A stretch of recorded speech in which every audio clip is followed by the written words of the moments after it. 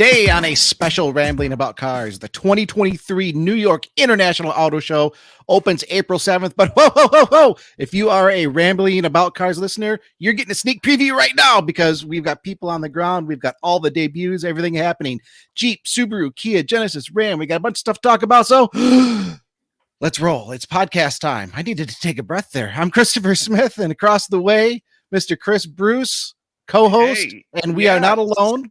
We are not, we are not alone, but as we were getting set up for the show, you were drinking the energy drink Bang, and it clearly, the Bang kicked in as you've introduced the show. It kicks it. You went from low energy to high energy in like 20 seconds. You know, I think I was one of the few fans of the reborn G4. RIP G4 died twice, but they were, I mean, I got the Bang thing from them, and I hate to say it, but it works. It really does. You can be it for a week and a half. Not that I recommend that, but it works. Well, it's been a long week, as I'm sure our special guest can attest. Yes. So our guest this week is Anthony Alaniz. He is kind of the third. Well, no, I that's mitigating Angel and Adrian, but you are You are the third member of the U.S. based news team, along with Smith and I. So. You're the third pillar in that way. You've been on the show before, obviously people know you, but so I appreciate you coming back, but go ahead. We're going to talk a little bit, introduce yourself. Yeah. What you been up to, Ben? Yeah. What have you been up to? Have you bought any new cars? Anything interesting? No, nothing new in the garage at all. Just, keep them busy, and it's great to be back. It's always fun. Oh, what's in your garage, by the way? I don't think I've ever asked you that. I got a 2013 Mustang. Ooh, okay. Yeah, another Mustang guy. Yep. I got it right after I graduated college. So cool. We can do that. And Motor One US news team right here, ready to go. We're live. We're giving some people a chance to jump into the show here, to the podcast. We got some viewers checking in now. Yep. Since we are live, here's another reminder: wherever you're watching us, whether it's on Motor One's YouTube page, Twitter, Facebook, you are part of the show. You can comment real time as we're doing the show. We'll see the comments. They all come into us. We can broadcast them. We can share them. So you're along on this crazy ride with us. We're talking New York Auto Show. If you go to motor1.com, we have all kinds of debut posts of the things that have already debuted there. Guys, do we have anything else that's, I think, slated for tomorrow? I don't think so. I think today was pretty much today was the day of the debuts, right? Yeah, today was the day, at least to my knowledge. Let me also put it this way: in our Trello, I don't know that there are any embargoes for tomorrow, so if something debuts, that's a surprise to us. Right. Well, and hey, I mean, it's an auto show. There are always surprises. One of the things that we always try to grapple with as the news team. Okay, here's what we know what's coming. Now we need to try to make sure we stack away some time for the things that we aren't expecting. And I mean, we had some of those today. We'll get to some of those here in a little bit. But guys, are you ready? Do you guys want to talk about everything that's going on with New York? Yeah. Let's get the show on the road. We are going to start off with the 2024 Jeep can't talk. The 2024 the 2024 Jeep Wrangler, it receives a refresh.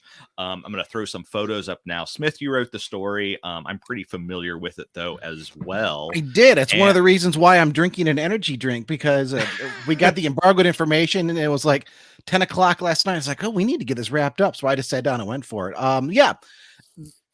I mean, did either of you know the Jeep was planning a refresh for 2024? Absolutely not. I was going to mention that. We had no spy shots about this. We had no teasers about this. Like, they just the Jeep folks just kind of pushed it out there. And it's not even like it's on the outside, it's a minor refresh, but the interior gets a pretty major update. Well, I mean, it's this is one of those cases where, and I think I even mentioned this in the article, it's the changes are minor.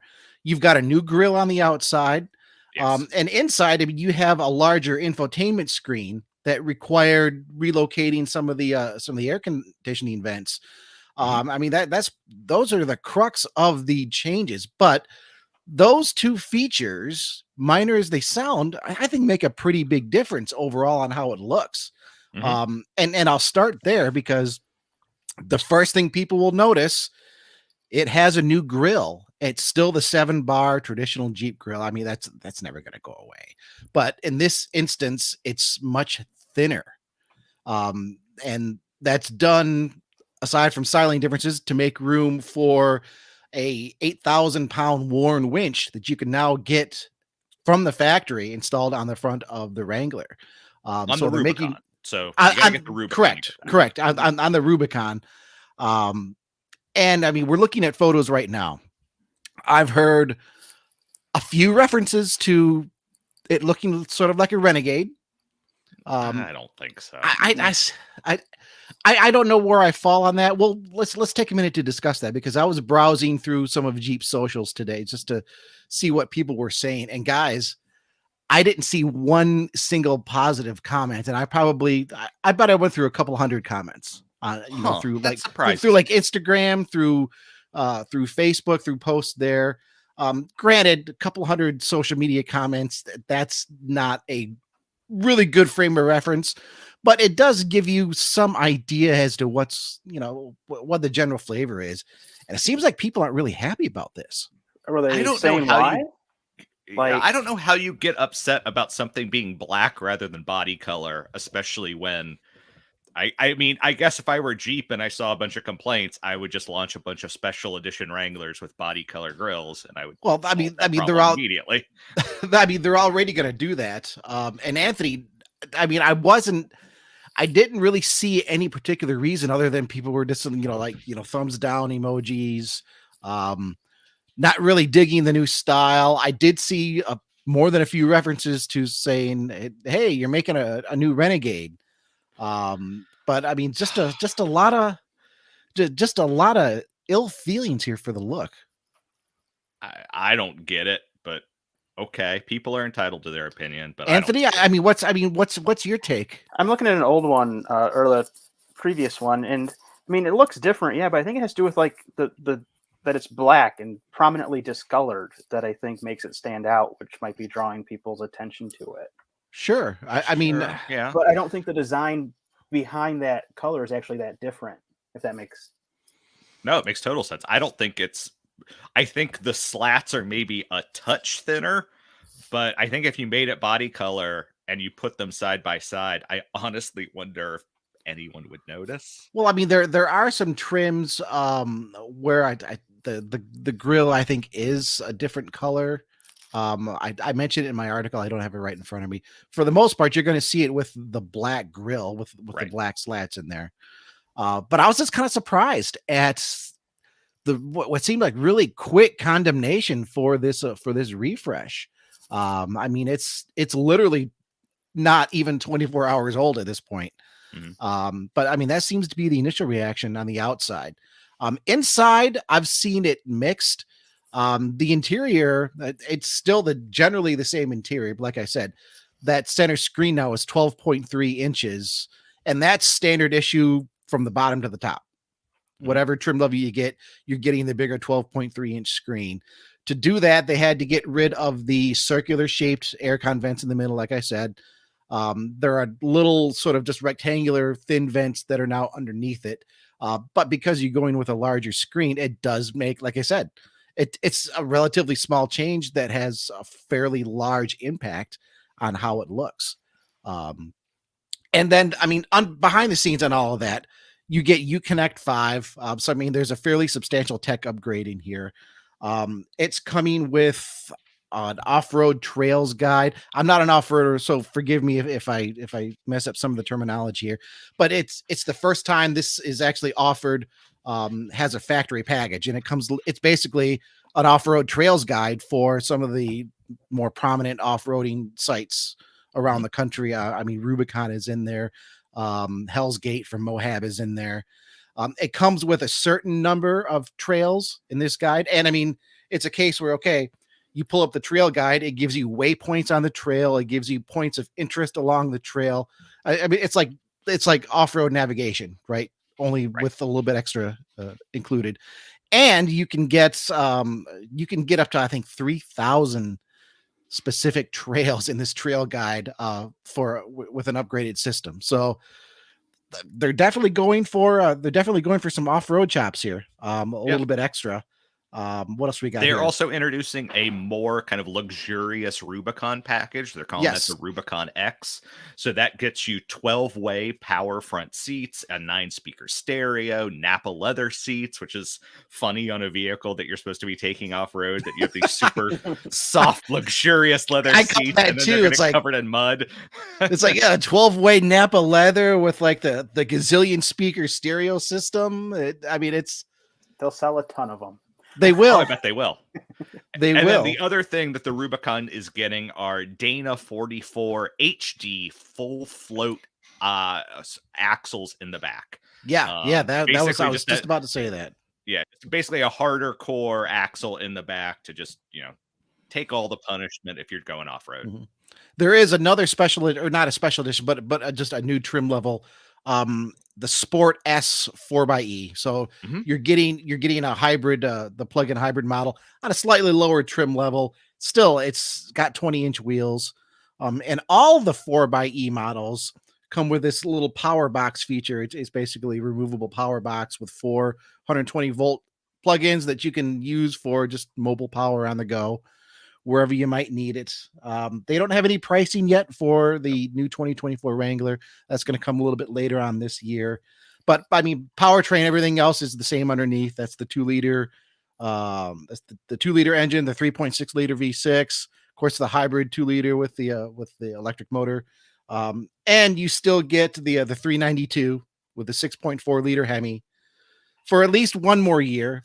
It was curious though, in this press release, Jeep said that after 2025, its entire lineup would be electrified. So, I mean, we were discussing a little bit exactly what that meant in our team's chat. I mean, when you just take it straight as what they say, everything in the Jeep lineup will be electrified.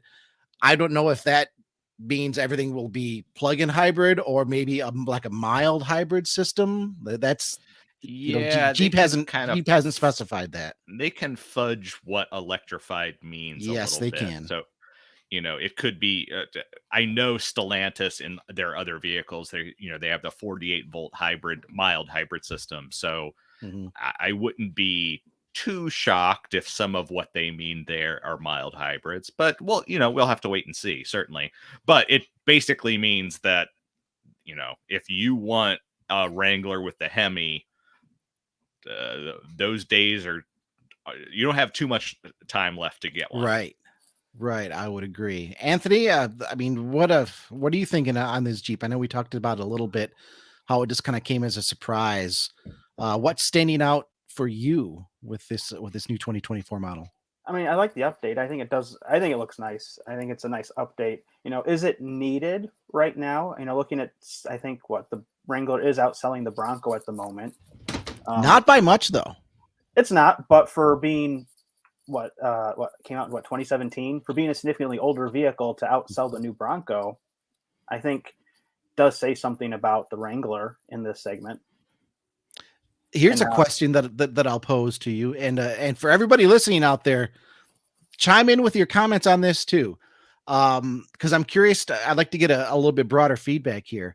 Would we see a 2024 Jeep Wrangler update if the Bronco hadn't launched in 2020? Because I was thinking about that too as I was writing this last night. Of course, we have Q1 2023 sales figures that were released this week, and I did look at them, and I think Jeep was somewhere around 38,000 Wranglers versus 32,000 for Bronco. So the gap is getting closer. Do you think Jeep might be feeling a little bit of pressure here to bring out this update? Yes and no, in my opinion. I think this update was planned because, like Anthony said, this is an older-ish vehicle. This is the right time that you would do a refresh. But also, Smith, you and I have talked about this before, where the Wrangler 392, didn't they tease it like on purpose, like 6 hours before the Bronco Raptor debuted? Like they know exactly what's going on. They know who their competitors are. And so I just wonder if it means, that there's more to come, that every time Bronco does something, that there's someone at Wrangler who's like, we got to do better than that, or vice versa. It'll be an interesting back and forth and see what, in a few years, what Ford responds with updating the Bronco, because that'll need to be some sort of electrification here probably in a few years, and other changes coming to it. So, the past few years, we're already getting up to a Bronco refresh. Pretty close, probably 2 years out. A couple years, probably. If you go by the regular schedule, what will that look like? Will that be electrified, hybrid? Ford has a lot of hybrids. They could even go plug-in hybrid if they wanted to. Not that we know anything. I'm kind of just talking here, but you certainly couldn't rule it out. This either way you look at it, the segment is getting very, very competitive. And for the first time in a very, very long time, Jeep actually has some very strong competition now. So interesting refresh. A little surprised to see that a lot of the feedback through social, at least, has been negative. Ramblers out there, you can comment live as we're doing this, but don't forget, we're also available on all major streaming platforms for audio. You can always go back and catch the rebroadcast of the show anytime you want on Motor One YouTube channel, and email us, podcast@motor1.com, especially talking about the Jeep here, kind of the Jeep Bronco dynamic. I think that's a pretty interesting kind of comparison to consider there. But Jeep is just one of many vehicles that are gracing New York right now. What else we got, Bruce? So, in February, right around the time of the Super Bowl, Ram showed off kind of the first official information, the first kind of sort of spec, stuff like that, about the 1500 Rev, which is what we're calling it, REV. But at the New York Auto Show, they dropped a ton of specs. Finally. Basic everything that we could want to know. Well, maybe not everything, but a lot of what we want to know about this truck. And I apologize to any listeners. To get through all of this information in a timely manner, I feel bad because I'm basically going to be throwing numbers. We're going to have to go kind of quick. But all of these numbers are also important, so it's difficult. But let's go. Yes. So Ram 1500 REV or Ram 15. I like calling it the 1500 Rev. I think it's going to be called the Rev. But anyway, 654 horsepower, 620 pound-feet of torque. Gets to 60 miles per hour in 4.4 seconds. It can tow, and this is going to depend on specification, which I will be getting to in just a moment. It can tow up to 14,000 pounds, and it has a payload capacity of 2,700 pounds. It can also go through up to 24 inches of water. And the reason that I had to put those caveats before is that so the standard battery is 168 kilowatt hours, which for anyone out there who maybe is not super familiar with EVs, 168 kilowatt hours is a lot. That's a healthy amount. And there is an optional 229 kilowatt hour battery. So if you get the smaller, the standard, the 168 kilowatt hour battery, Ram is projecting that will do 350 miles on a charge. The larger 229 kilowatt hour battery, they're projecting that to do 500 miles on a charge. And again, these are still projections. We don't know some very specific numbers yet. Those are just the numbers that Ram are giving us. I think it's worth just pausing there for a moment, Bruce, because those are some significant numbers. Those are some big, big numbers. Yes. In what's going to be a very big, presumably lucrative segment. I feel like Ram, they're trying to come out swinging with both fists with their 1500 Rev. If you notice, they're talking about how much water it can go through. They're talking about payload capacity. They're talking about towing capacity right off the bat.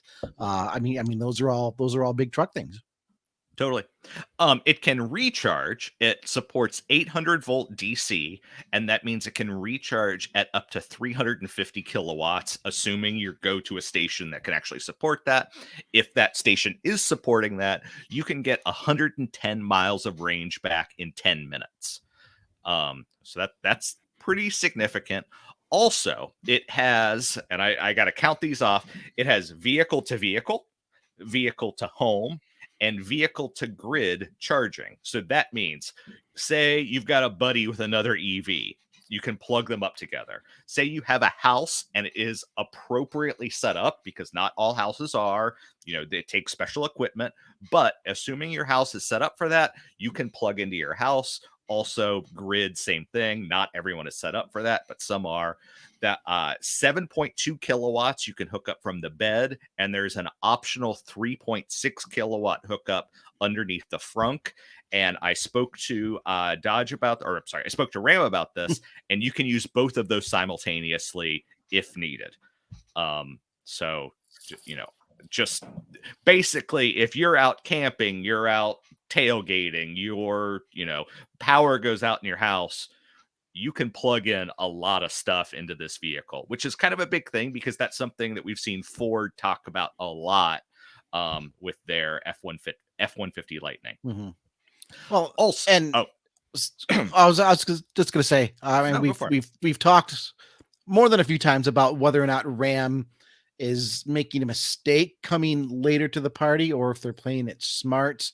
I think this is an instance where it seems like they're playing it smart. It seems like they looked at what their competitors did and they decided we have to do that, and maybe even do more. And the market is still, the segment is still really in its infancy. Yes. When this truck comes to market, the Silverado EV should be out there pretty fresh. Ford is working on its new electric truck that is not an F series, that I think is going to be more in this range. So it's the more I see this, the more I feel like, okay, maybe Ram is doing it right here. Maybe they're making the smart move.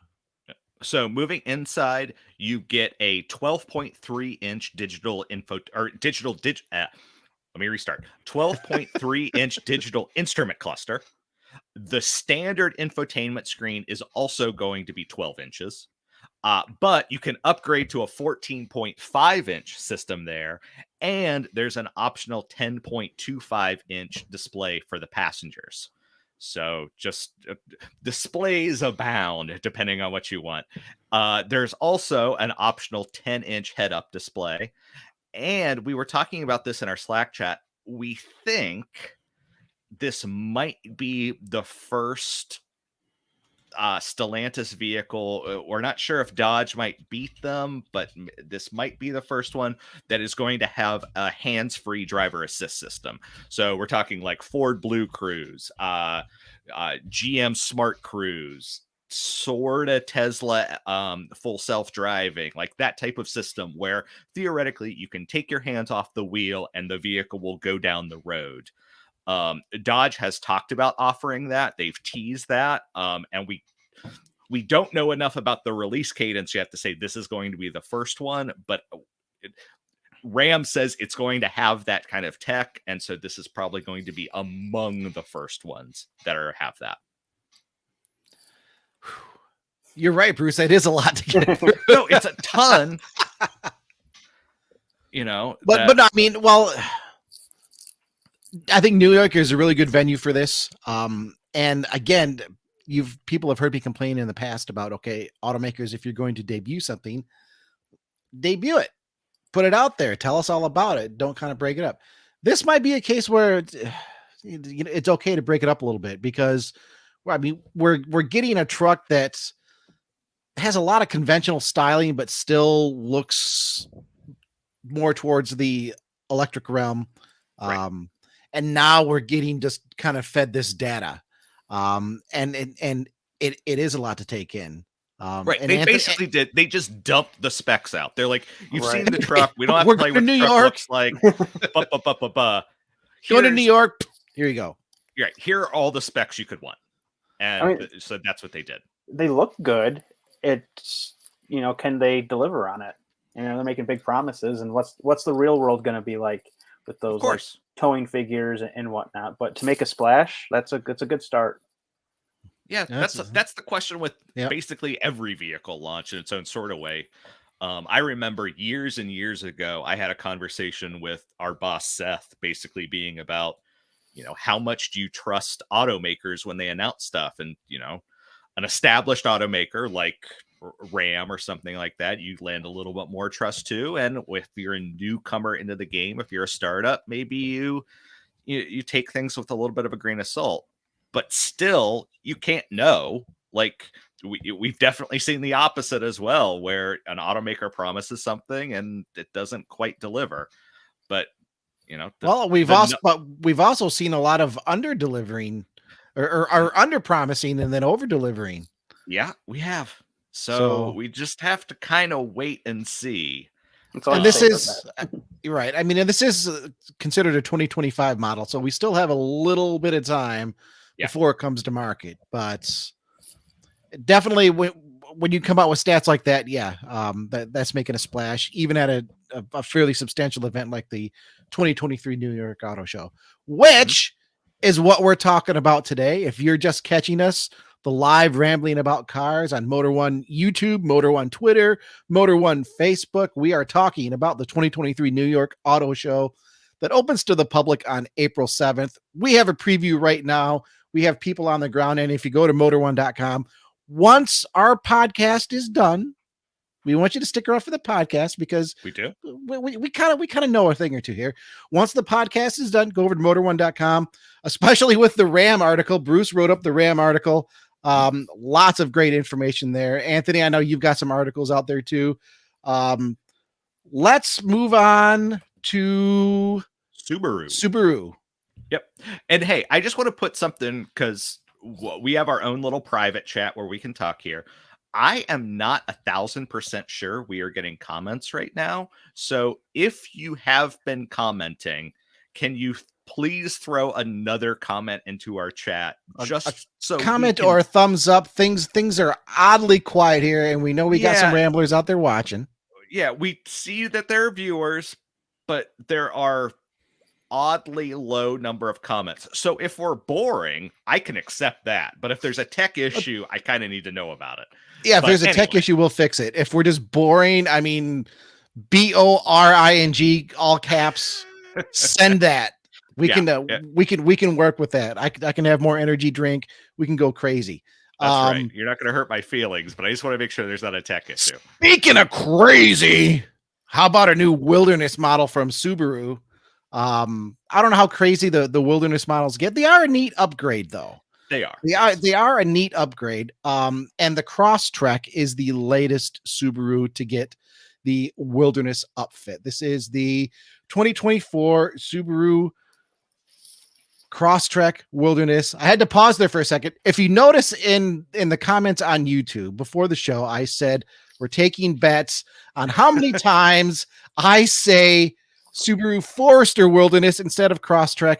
I've been doing a lot of work on my Subaru Forester lately. So apologies if at any point during this segment I say Subaru Forester Wilderness. When I say Forester, I really mean Crosstrek.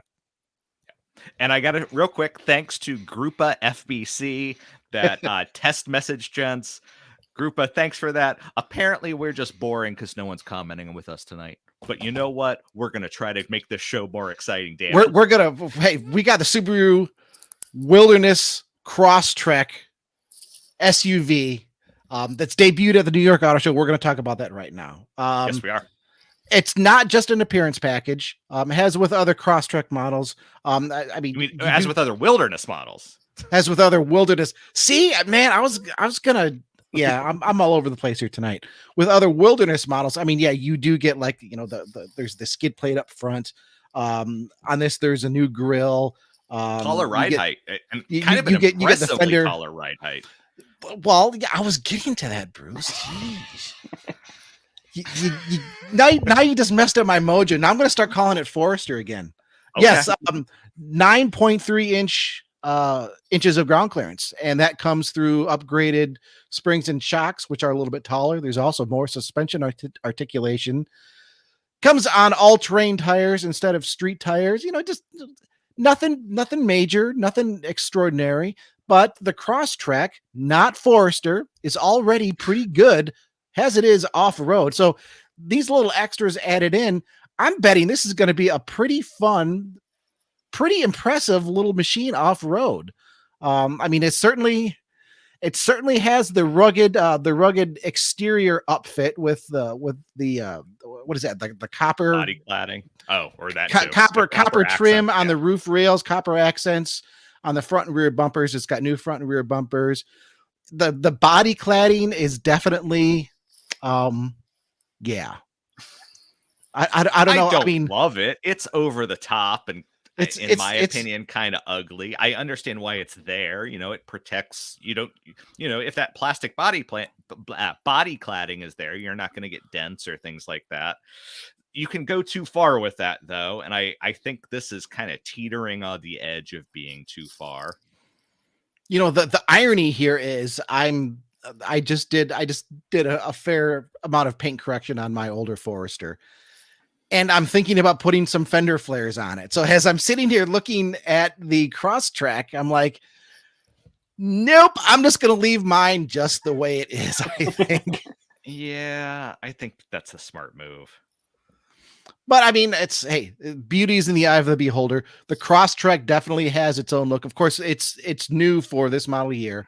So we're getting that added in with the Wilderness package.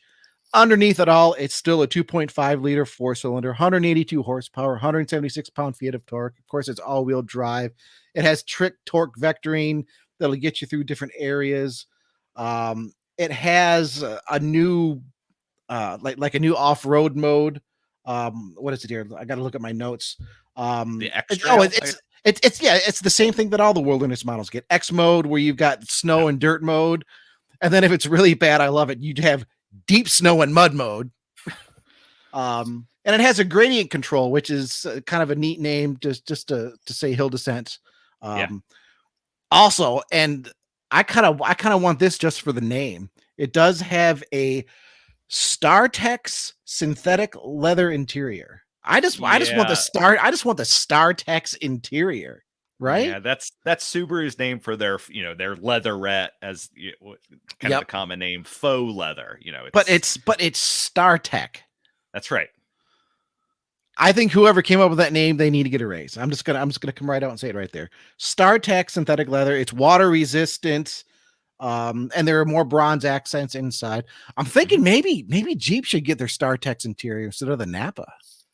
This is this is water resistant.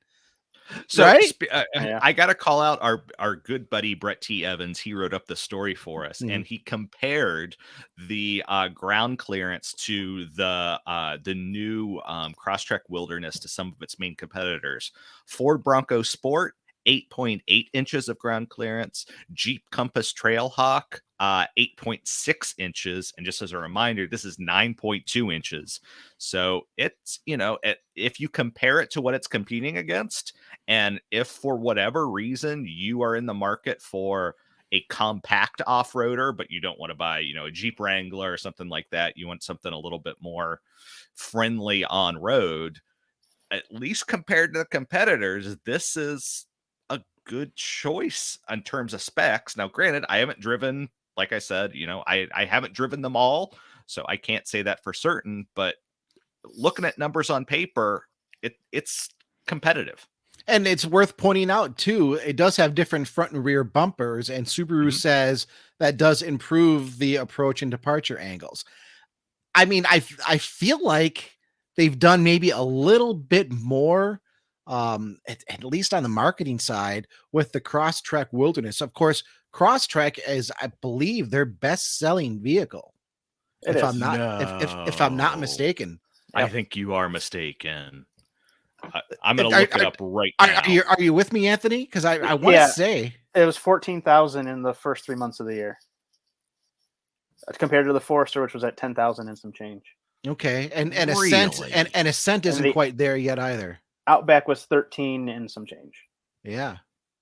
So this is a very popular vehicle for Subaru, and I feel like they're giving this at the very least on the marketing side, a little bit more of a push to say, hey, this isn't just a soft rotor with some bolt-on fender flares.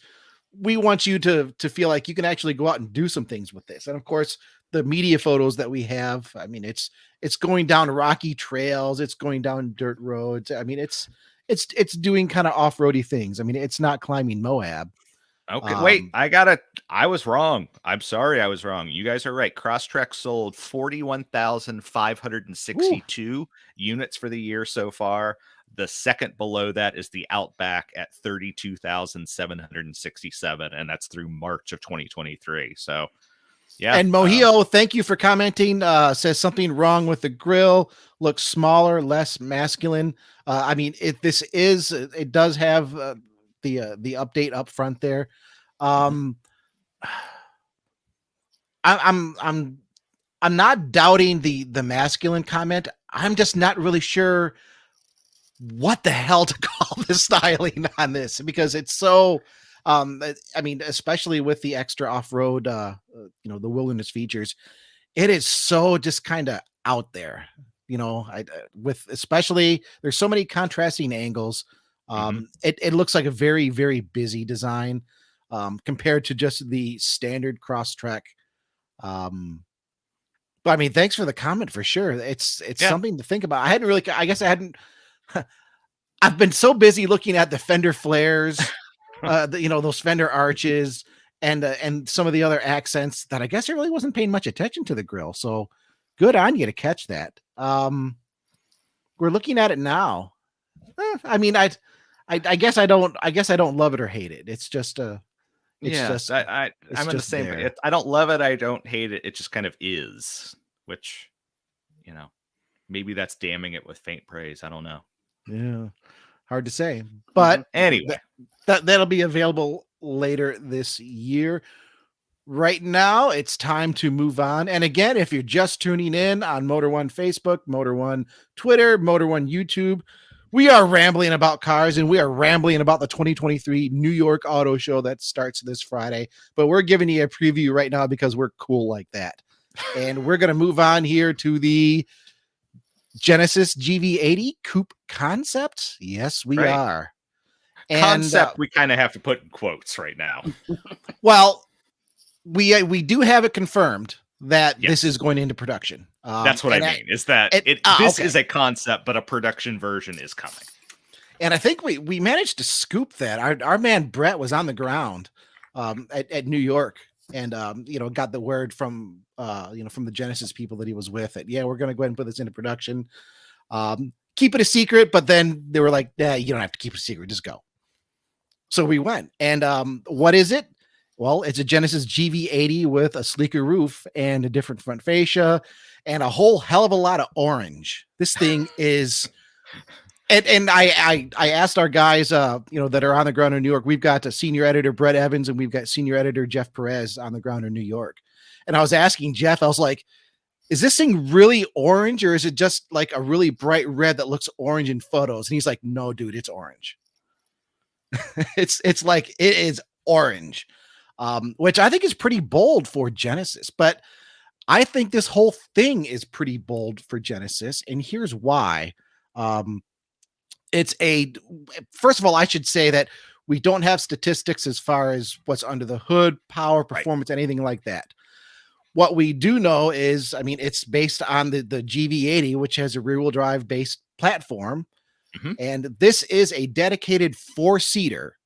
But it's not so you don't have three people that can sit in the back, not 5. This is a dedicated 4-seater, and not because they want you to stretch out with your reclining back seats, and sip champagne while you're zipping along the highway.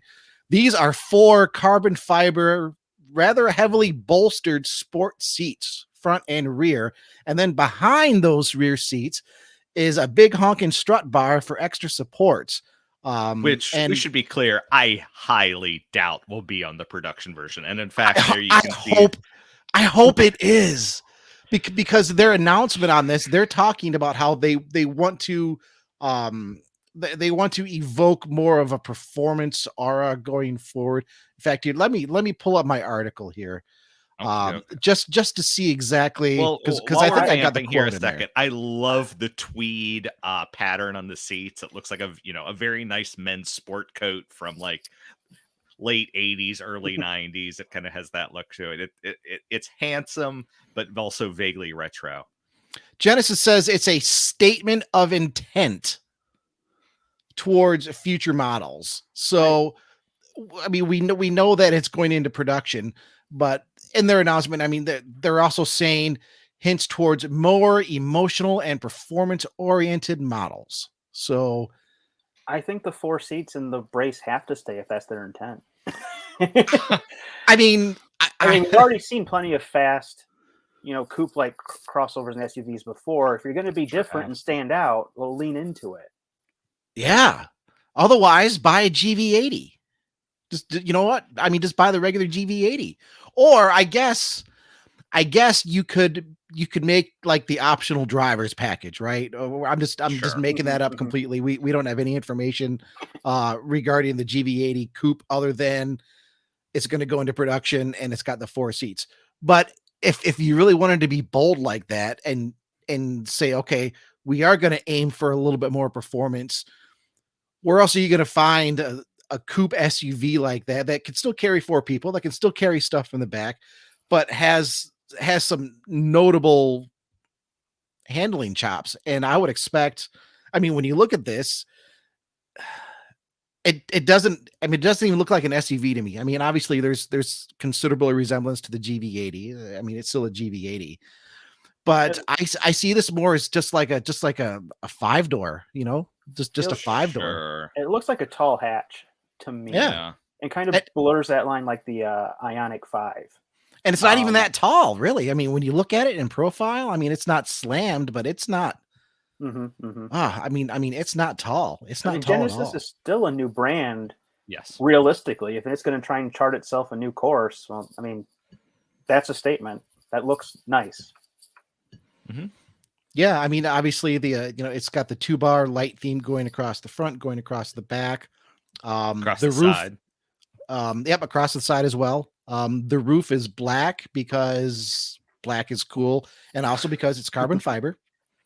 It goes back into, there are dual little wings at the back. There's one right at the top of the roof, just a little subtle little lip, and then like another little subtle sort of like a ducktail at the very back. We don't know anything about powertrain.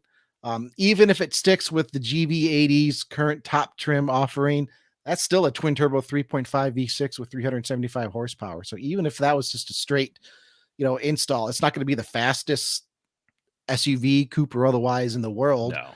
But it's still going to be plenty fun. And if they focus more on just a driver's experience with, with some crisp handling, I mean that alone would be a good place to start. And I really dig this. And I know I've heard some people say, it's not a coupe. Well, we're talking in terms of the overall styling, kind of that sloping rear roof that has a coupe theme to it. If you really want to get specific on vehicle definitions, doors technically have nothing to do with whether something is a coupe or a sedan, but I think that's a podcast for another time. You saw me roll my eyes. I did, and I know that I can feel the ramblers out there in internet land. Just the opinions are ready to flow. The coupe SUV is such a bizarre segment. Like it was kind of I don't know who did it first, if it was BMW or Mercedes. I think it was Mercedes. Okay. It's just such a bizarre segment that we're going to take an SUV, which in theory means sport utility vehicle, and we're going to take the utility out of that. And I get it from a styling point of view. I am a huge fan of people should be able to buy whatever they want to buy, and vehicles can fit within whatever niche they should fit into.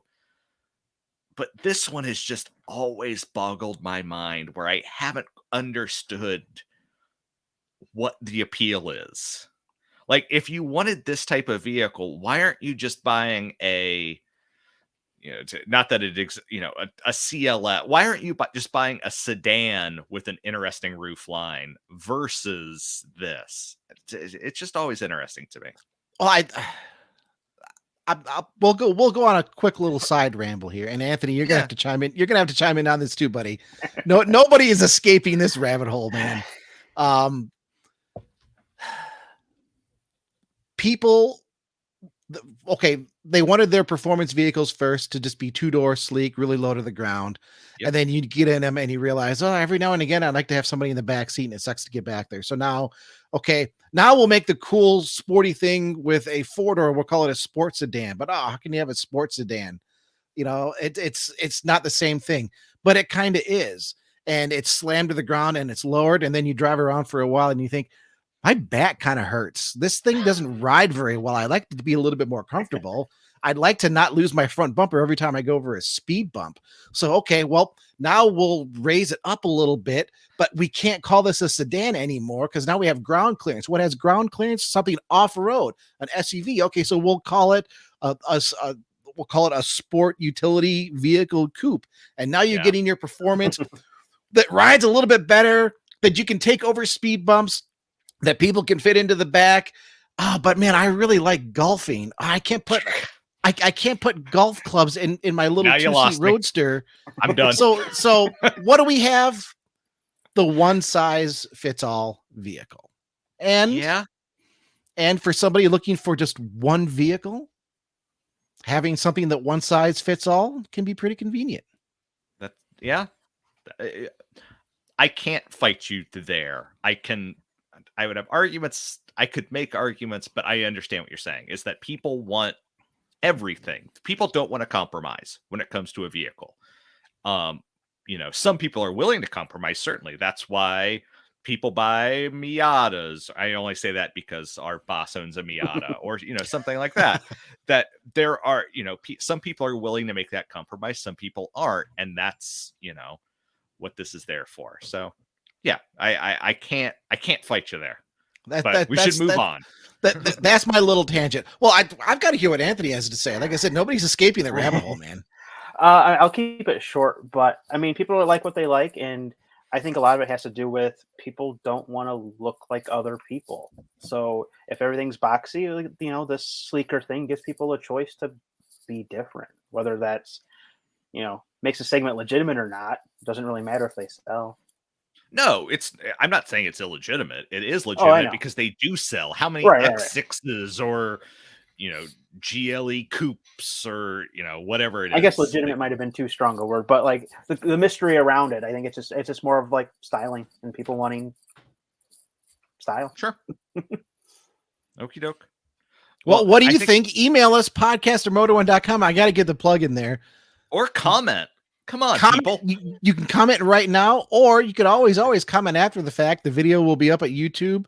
Tell me I'm a big dumb idiot. I'm fine with that. The video stays up on Facebook.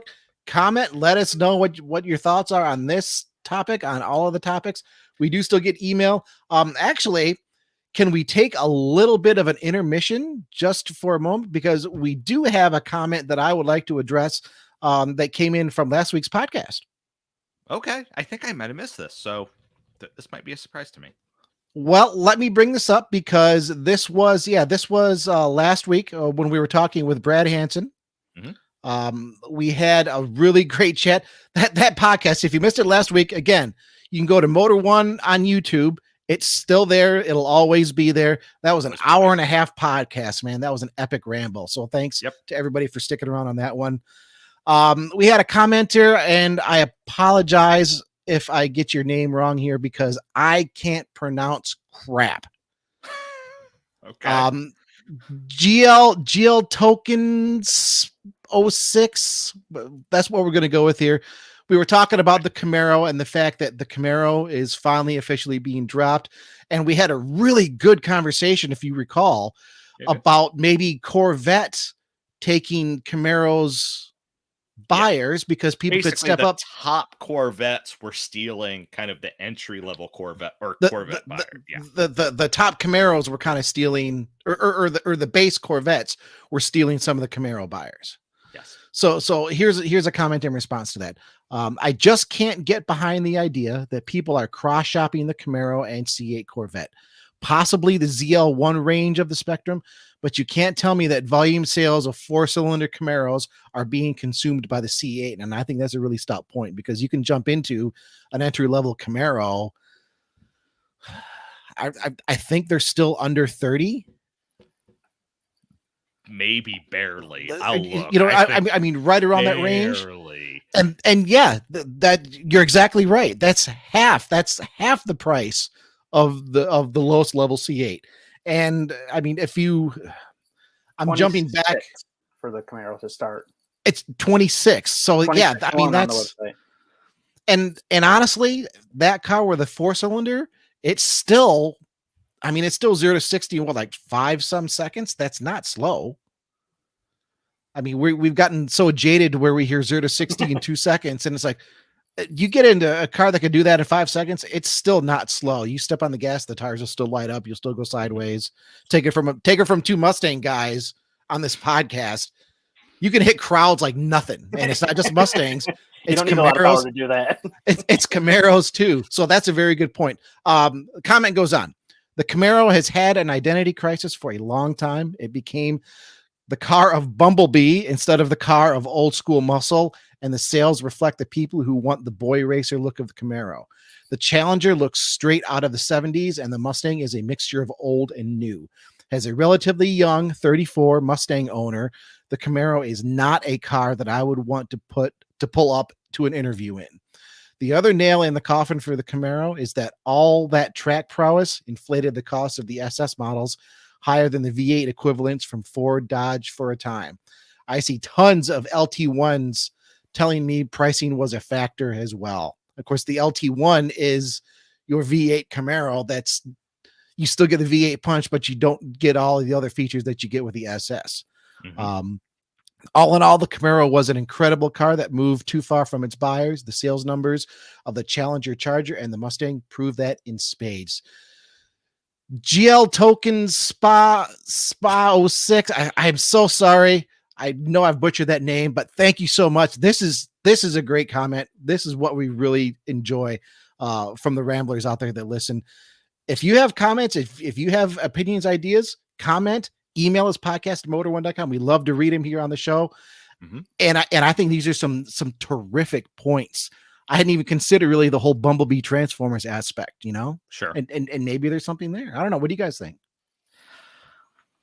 I think there's a little bit of something there. It's just, historically, the Mustang has always kind of been the pony car. Like if you had to write down an answer on a test, what is a pony car, you would write down the Mustang. And the Camaro has been sometimes better than the Mustang in terms of specs, in terms of styling, in terms of whatever, but it's just always had to kind of keep up with that. So yeah, I don't know. I think it's really complicated.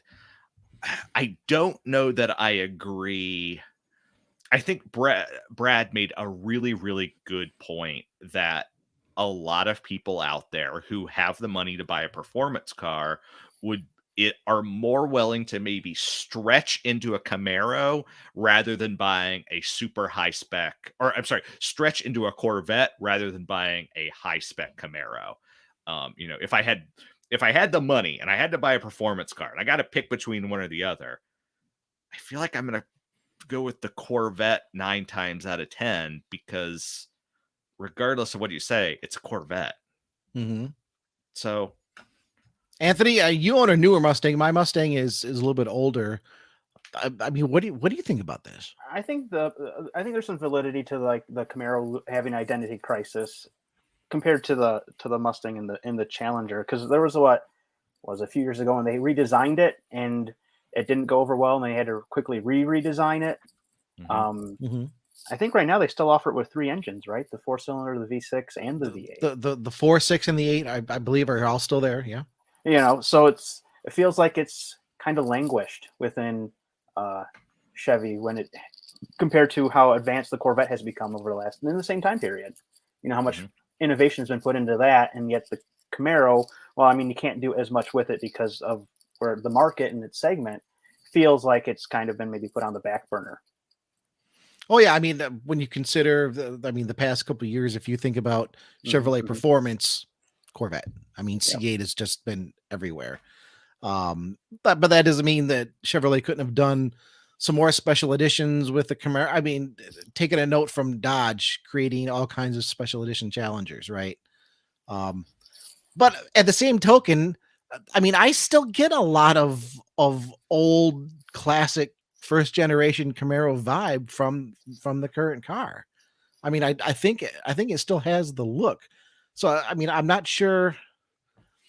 I'm not sure that argument holds up for me quite as well as just trying to identify maybe with more of the boy racer crowd.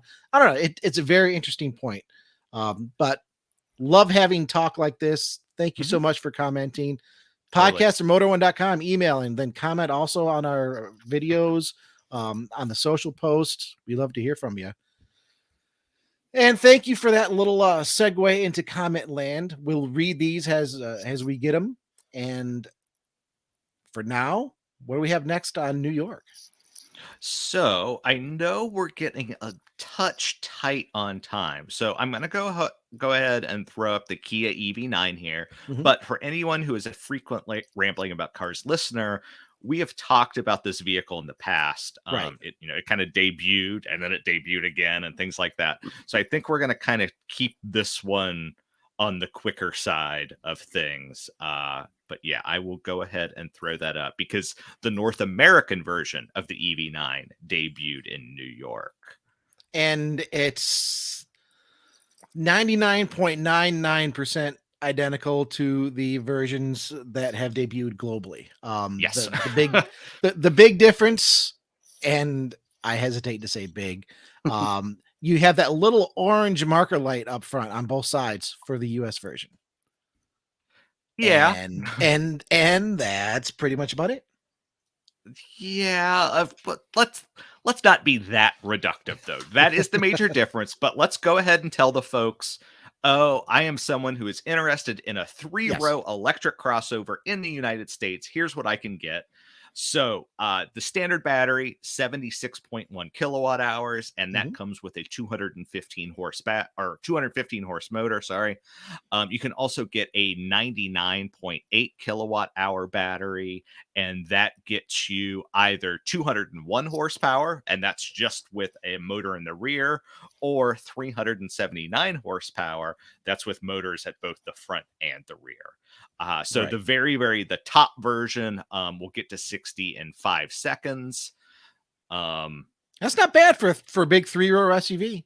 no, not bad. Keep in No, mind what we're talking about. I mean, this isn't the performance model. This is just their range topping what they offer right now.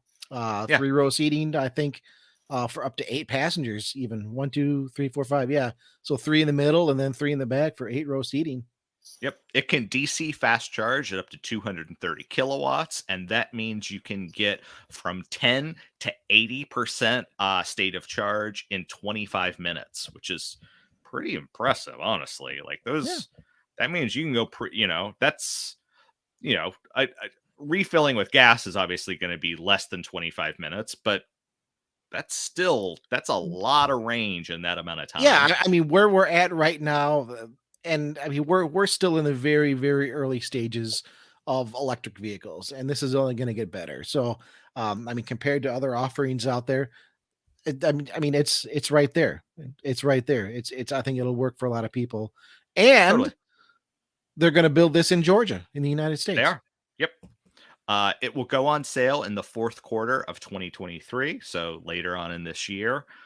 But yeah, those are kind of the headline things. Again, this is a vehicle that Smith, you and I have talked about before. We talked about the interior, the exterior, but I think it was important to mention the specs for the North American model version because it's going to vary market to market. And Mhm. yeah, Anthony, do you have any thoughts on the EV9 you would want to share before we move on? Nothing other than I think it looks phenomenal for being a large 3-row SUV, which Okay. usually not my cup of tea. But if I had to drive one, that'd be on the list. Okie doke. I mean, yeah, give him credit for not straying too far from the concept. Mhm, How many times Yeah. have we seen somebody come out with a really impressive concept, really grab some attention, and then we're going to put it into production, and then here comes the production, and it's like, what happened? I really love the novel. I don't know if novel's the right word. The rotating second row where you can spin around, and the Yep. second row passengers can then face the third row. To me, that's one of those why didn't we think of this sooner ideas. Mhm. So Yeah. yeah, looking forward to seeing more on this. Yeah, I think it's a very competitive vehicle. There aren't that many 3-row electric SUVs out there right now, which is kind of surprising because you would think, Ford would have an Expedition, or GM would have Chevy, a Tahoe or something like Yeah. that, but we don't have those yet. That there's, I the only other one I can think of that's 3-row is the Tesla Model X. That's the only one that's coming to mind. There's something else. Oh, Rivian. The Rivian R1S is 3-row. That's true. But still, it's not, there aren't a lot of vehicles in this Right. segment, and the fact that this one's a Kia, and I think there are going to be a lot of dealers out there. You're going to be able to get this. They're getting Yeah. into this segment early, and I think that's worth mentioning. No, that's a very astute point. Okie doke. From the Kia, we'll move to another vehicle that we've already seen that's making its debut, its North American debut in New York, Right. and that's going to be the 2024 Hyundai Kona. Now they're showing up in New York with the Kona Electric, and they also have the Kona Limited and the Kona N Line. And honestly, I don't know why we haven't seen that much of the N Line thus far. The initial press photos just kind of showed parts of it. For the North American debut, the press photos showed a little bit more of it. But fortunately, we have awesome people on site at New York. They got some great images of the N Line. And I highlight this just because I think the N Line looks fantastic. I think the general Kona redesign looks good with just the thin light bar going across the top. But the N Line has a different fascia. It's just a little bit more aggressive all around. Of course, it has a little bit more black trim. I think it's just a really good looking vehicle. Just to refresh your memory here, it's got the 2-liter 4-cylinder, good for 147 horsepower in just the base trim. You can also get the 1.6 turbo 4. That's 195 horsepower. You can get that with an 8-speed automatic as well. The interior, it's got the dual 12.3-inch displays now combined into one big screen that has a little bit of a curve to it. So a nice big revamp on the inside and the outside. I was trying to see if there were any specific differences between the North American model and the global model that we've already seen. The only thing I have, and I want to stress that I don't know if this is just differences in interpretation, or if there's something else going on here. The Kona Electric, the US version, 164.8 kilowatt hour battery in the top battery. We Wait, previously no. 64.8. Didn't you just say 164.8? Or am I crazy? Maybe both. I don't know. 64.8 kilowatt hour is the battery in the top trim for the Hyundai Kona Electric. Previously, we heard it was 65.4 kilowatt hours. So extremely small, but it is different. Similarly, we have an estimated range from Hyundai at 260 miles in the top trim model for the electric. Previously, we heard 304 miles, but that was a WLTP estimate, which is known to be very, very generous. The 260-mile estimate comes from Hyundai internally. Yeah. So that could represent the difference there. Yes. Otherwise, the smaller battery is 48.6 kilowatt hours, and previously we were told it was 46.4, I think. So again, just very, very small differences there, whether it's just differences in interpretation of the numbers or if there's something different. it's so close. I don't really think it's going to make that much of a difference. Yeah, at, those are at the really end of the day, small little. right? But you're still looking at 197 horsepower in the standard model, 201 in the upgraded model, and yeah, it's kind of snazzy. I'm very excited to see one of these in person. Sure. Yeah. The compact crossover is always kind of a hard segment to get super excited about because, it's kind of the small 5-door hatchback or small 4-door hatchback of 20 years ago that, those vehicles, it's just, it's a value play in a certain way that, an automaker has to do its absolute best to get customers there. But generally you don't see a lot of like the cutting edge tech and things like that in that segment. I should also point out, we did learn here through the New York debut, the Kona Electric is capable of 400 volt fast charging. So it's not the quickest on the block, but I mean, that's still going to get you 10 to 80% in about 43 minutes. So yeah. I'm very interested to see what the pricing is going to be on this. We don't have that available yet. Hyundai says the pricing will be announced for all trims later in the year. The electric actually isn't going to arrive until later in the fall, so we'll have a little bit longer to wait. But the combustion models come in the summer. Cool. So next up, and so folks, we have 2 more vehicles left, so almost done here. But the Volkswagen Atlas Peak Edition, and I accidentally deleted my gallery here, so I need. Oh no! Do you want me to describe what the Volkswagen Atlas Peak Edition is? No, I got it. I got fast fingers. I got it up for people here. Add some black. I mean, it's hey, of course the Atlas just had a refresh for 2024 model year, right? So I mean, we're already looking at a redesigned vehicle, and we don't mean to sound pessimistic that way. A lot of automakers jump into black appearance packages because why? People like them. They generally look good. They give a vehicle we a were more kind of sporty just talking about this with kind the of rugged look, Crosstrek, weren't we? Right. We were just talking about it with the Crosstrek. The Volkswagen Atlas, you get extra side cladding, you get roof rails, you get all-terrain tires on 18-inch wheels that are what color? Blackish. One more time with feeling. They're what color? Black wheels. You get more black trim. The badges are blacked out. There's an X-shaped detail under the grille. It comes with an exclusive shade called avocado green, if you want that on the outside. It's an entirely an appearance package. The powertrain, everything underneath is still the same, but it's a new package that's debuted in New York, and I'm sure there'll be buyers for it. I mean, it doesn't look bad. It doesn't look bad at all.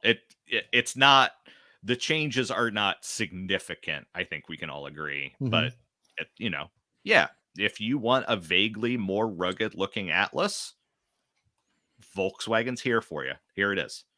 But yeah, it is what it is. Sorry. You're seeing why we got these last 2 here at the end. Well, no. So we said at the beginning, we prioritize these by importance. So we started with the kind of the biggest stuff. We started with the Jeep and the Ram and stuff like that. We hadn't heard the Ram specs yet. There's a lot of really important stuff there. We didn't even know the Wrangler was getting a refresh. We didn't see spy shots of that. And now we're kind of getting into I mean, hey, these are valid updates here. They're totally valid. Absolutely valid updates. We see, like I said, we see black appearance packages a lot. I mean, this one is called the Atlas Peak Edition. We don't have any information on pricing yet. I don't believe. Nope. I'm just double checking our article, and I didn't see any information on pricing. But yeah, look for it coming soon. And do we want to finish with the last one? We absolutely cannot end the episode without this. And so this is the Hyundai Ioniq 5 Disney 100 Platinum concept. This is a concept and it looks exactly like an Ioniq 5, and it's got a bunch of Disney stuff on it. Not that there's anything wrong with that, but Bruce, there are going to be families out there that would love to get their hands on this. It's a concept right now. Hyundai has said that they will put something into limited production. Whether or not it has all the features of the concept, Hyundai isn't ready to disclose. What features does the concept have, you ask? Its front and rear lighting features have like little sparkle effects, as you do with Disney. It has Mickey Mouse inspired wheels, which I didn't really get at first, but now as I'm still looking, don't get it's barely there. It's the round, it's the like the tri-spoke kind of. It's the three round spokes that are the ears. I can't do Mickey Mouse. I can't do Mickey Mouse with a damn. Inside, it has special splash screens for the digital display that shows the Disney 100 logo with little pixie dust animation. If you look up, the sunroof has quote unquote pixie dust on the sunroof. I'm guessing, or etched in there. I'm guessing it's some sort of metallic deal. They don't go into details. There are badges inside and out that identify it as a Disney vehicle.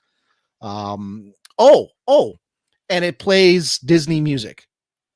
Hyundai didn't say exactly what what Disney songs it plays, but I mean, come on, how many epic Disney musicals? Maybe I'm alone here. I get a feeling you guys are looking at me through those webcams. I am not at all. Judgmental eye. I have a question here, Anthony. You are the only one on the show right now who has a child. Yes. So, would your child enjoy a Disney themed vehicle? No. Okay, then never mind. Well, that was shortened to the point. Yeah, it was. Yeah, no. Not enough Disney influence here for it to matter. Okay, then. Well, Disney owns a lot now. What is Disney? Yeah, that's true. True. Marvel, you got Star Wars. That Indiana Jones movie comes out this year, if I'm not mistaken. I think in this case, and I should also point out, for those wondering, okay, what the hell is going on here? This year's Disney's 100th anniversary. It's a pretty big deal for their animation studio. Disney 100, so that's their whole 100th anniversary celebration. Hyundai is the only automotive sponsor involved with Disney 100. So of course, they're going to have a special car, which is why there's going to be this special edition coming into production later on this year. Whether it has, I doubt it will have like the animations for the lighting for the headlights and the taillights. That just seems like a bad idea. We might get a unique animation. That wouldn't shock me. I think the interior screen with a unique animation. I think the music. Yeah. Come on, open up your door to Circle of Life every time. Sure, I'm there for it. I don't even have any kids. There are opportunities there. Oh, there's so many great Disney musicals. And like I said, we ordered these. We started the show with the biggest debut. We are ending the show with. We should have started what with I this. feel is the most minor debut. We should have started with this. Well, maybe we should, but it doesn't really. It's an Ioniq 5 with some different wheels and some different animations, and that's fine. But we're kind of getting to the end of the show here, and I was thinking about this beforehand, and this vehicle kind of epitomizes to me something we have had conversations about in our chats previously, and that is the death of the International Auto Show. That international auto shows are no longer really as necessary as they used to be. And for anyone who's listening right now, I'm going to explain what I mean by that, and then I'm going to let the other two guys respond. So local auto shows are still incredibly valuable. So I grew up in the Cleveland area, and at the IX Center, you could go and all of the dealers would be there, and they would have an example of every new car, and you could go and you could sit in it and you could look at it and you could do whatever. That's not what I'm talking about. I am talking about the international auto shows, your Detroit, your New York, your Geneva, your Frankfurt, things like that, where automakers go and they debut new products to the masses. And what the masses often mean is to the media. And that is sort of what's dying. And I had this whole thing I was thinking about in my head before we started. And my example of that is, Smith, it's something you and I have talked about before. And that is the Acura NSX and the new Ford GT, that they both debuted at the Detroit Auto Show during the same year. You got the production spec NSX and you got the Ford GT, or the second gen, third gen, whatever you want to call it, Ford GT there. We had no idea the Ford was going to be there. We kind of knew the NSX was going to be there. But imagine an alternate world where Acura could set up a show, invite media, show things like that, and then they would be the star of the show online for several days. We would end up doing comparisons with, new NSX versus whatever. But instead, the Ford debuted and just stole all their thunder. And, it is what it is. So that's what this show is making me think of. So tell me I'm an idiot, or tell me I'm a genius, or somewhere in the middle. I mean, you certainly have issues of making big announcements and being cannibalized by other surprises that could happen at the show. And if you're an automaker going into that, you won't know what Ford or whoever has to, steal your thunder.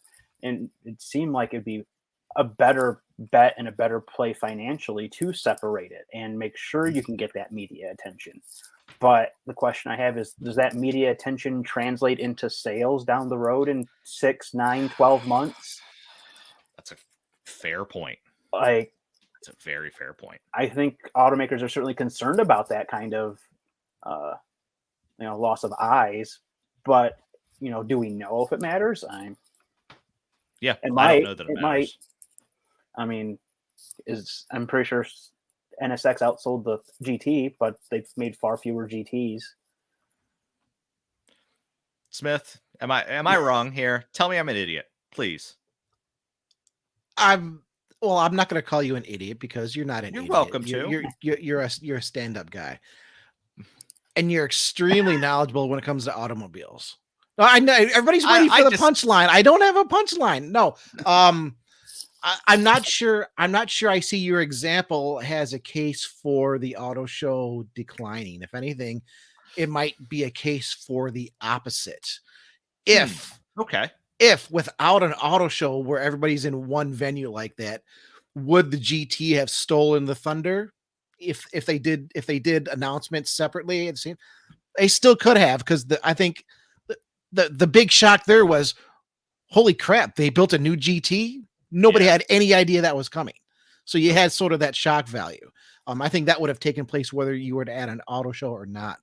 I think the bigger question here is really, since I think prior to COVID, yes, we were starting to get some questions. Okay, how relevant are auto shows, the big ones?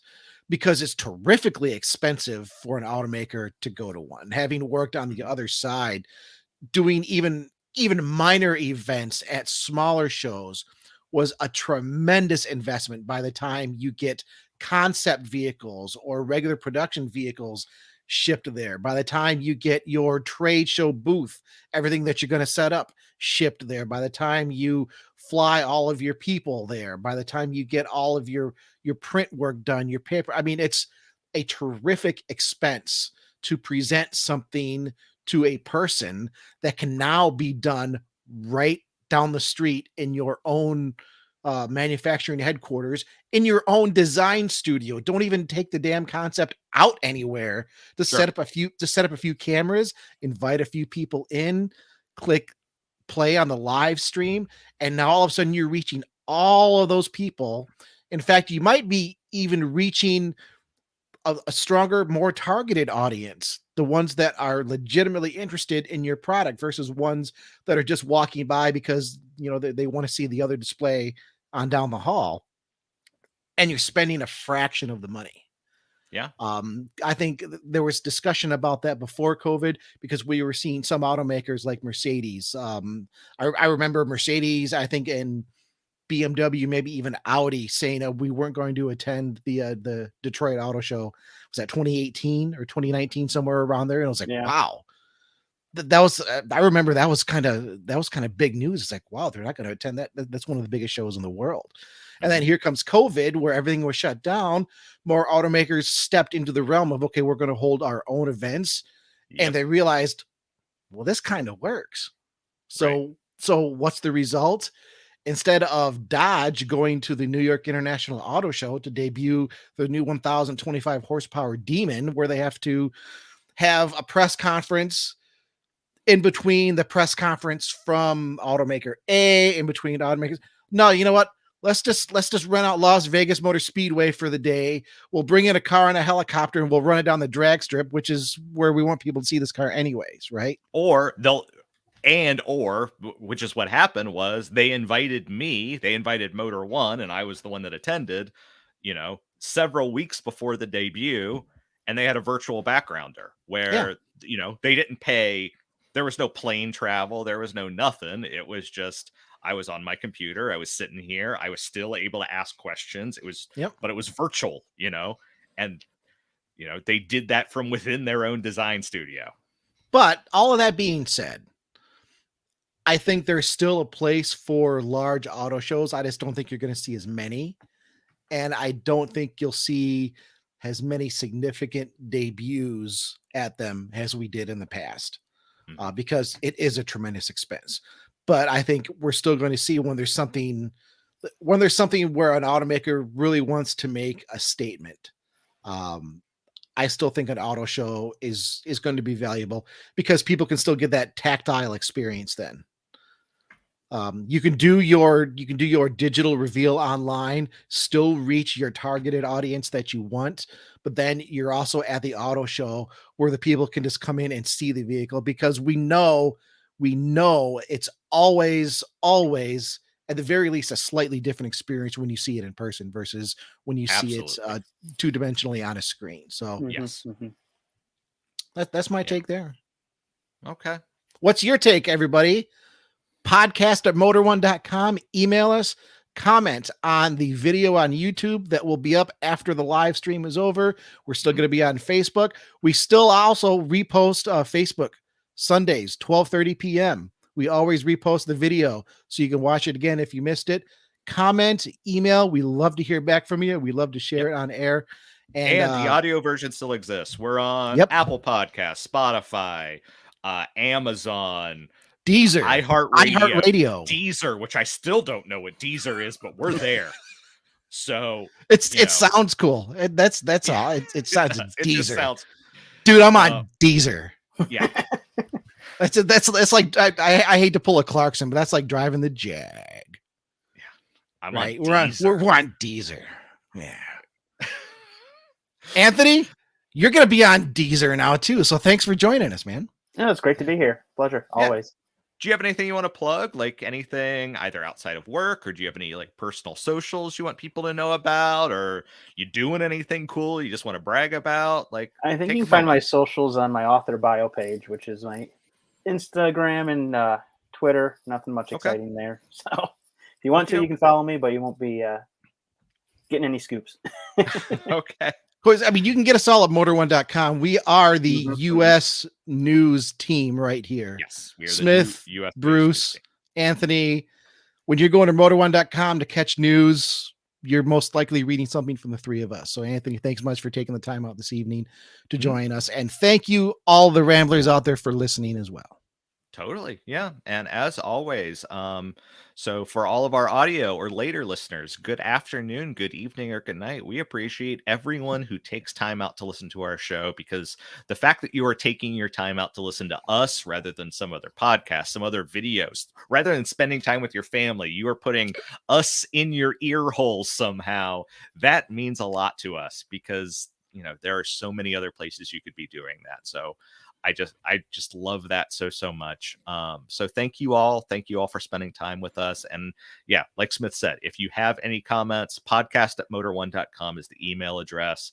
Motor1 on YouTube, you can comment there. Like, just search Motor1 and you will find some place to comment on us. And so I appreciate it so much. So with that, we're going to be calling it an evening. So bye-bye. We'll see you next week, everybody.